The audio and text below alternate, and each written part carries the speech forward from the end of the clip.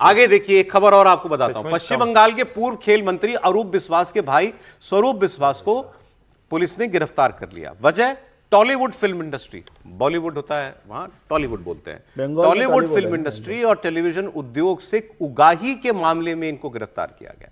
मंत्री का भाई एक मेकअप आर्टिस्ट की शिकायत के आधार पर यह कार्रवाई की गई है और यह आरोप है कि ये एक्चुअली पूरा टॉलीवुड यही काबू में रखते थे अपने, खास तौर पर उनके टेक्नीशियंस और बाकी जो क्रू होता है उनको काम ही तब मिलता था जब वो टीएमसी से जुड़ जाए, वरना काम ही नहीं मिलता था।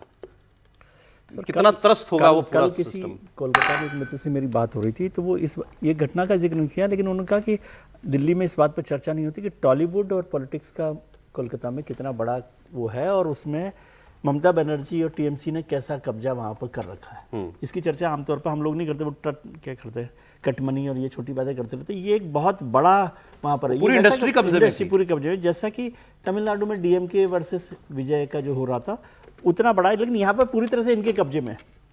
ऐसे तो मुंबई में भी आरोप लगते रहते थे, शिवसेना पे भी लगते थे, लेकिन वहाँ तो बहुत बड़ा है, वहाँ पर सबका दखल, वो तो सरकार में जो रहता है उसका दखल होता है, लेकिन ये तो पूरी तरह से उनका कब्जे के जैसा। अरे कहानी बता, मैं आपको थोड़ा शॉर्ट में बता देता हूँ। ये देवेंद्र पराशर हमारे पॉलिटिकल एडिटर हैं, उन्होंने बताया उनको कोई फिल्म स्टार मिले थे जो विवेक ओबरॉय, एक कोई फिल्म बनाई थी शायद मणिरत्नम जी ने, कि उन्होंने उसकी शूटिंग कोलकाता में हुई थी, तो बहुत बड़े फिल्म डायरेक्टर थे, मैं नाम अगर गलत भी ले रहा हूँ तो वो फिल्म की शूटिंग के लिए वो अपना यहाँ से डायरेक्टर और कुछ मेन टेक्नीशियंस लेकर के चले गए। बाकी लोकल क्या होगा शूट के लिए? नहीं, उन्होंने कहा लोकल क्रू हम वहां से ले लेंगे।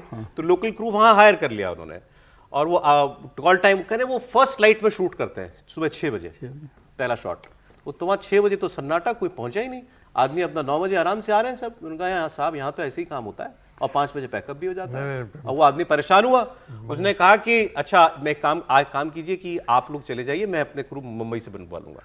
उन्होंने कहा ना, अब आप हमको हटा भी नहीं सकते, अब काम तो हम ही करेंगे और हम काम ऐसे ही करेंगे। तब वो लेफ्ट से जुड़े हुए लोग थे, तो उन्होंने कहा कि अपनी सारी पेमेंट लो तुम, मैंने जितने दिनों के लिए हायर किया है सारी पेमेंट लो, तुम जाओ।